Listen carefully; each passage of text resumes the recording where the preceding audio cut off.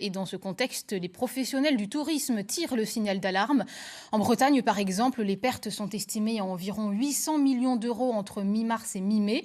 Avec le confinement, les campings n'ont pas encore pu ouvrir cette année. Beaucoup de gérants espèrent sauver leur saison cet été, à condition de pouvoir accueillir les vacanciers en toute sécurité. Reportage à Carantec, l'un des plus gros campings du Finistère. Bleuhen-le-Borgne, Julien Lebotte.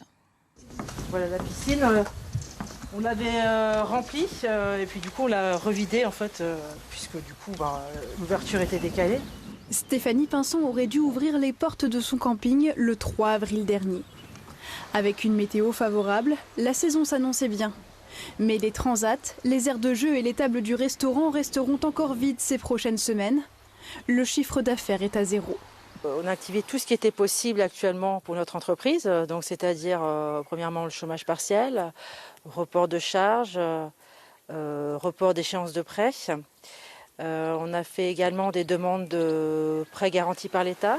Au 15 mars, ils étaient 35 salariés sur le pont à préparer l'ouverture. Aujourd'hui, 30 ont été mis au chômage partiel et les embauches de saisonniers attendront. Stéphanie Pinson espère pouvoir rouvrir en juin. Mais dans quelles conditions?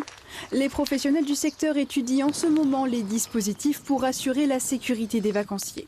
On regroupe beaucoup de différents métiers parce que nous avons la restauration, nous avons des commerces, nous avons des hébergements, des piscines, des aires de jeu, de l'animation.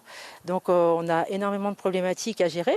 Alors peut-être que cette année, tout ne sera pas ouvert sur le site, on ne sera peut-être pas en mesure d'ouvrir des piscines ou de proposer de l'animation. Ça, on ne sait pas, ça dépendra des négociations auprès du gouvernement. Le camping peut recevoir jusqu'à 18 000 clients. S'il le faut, Stéphanie Pinson réduira sa capacité d'accueil.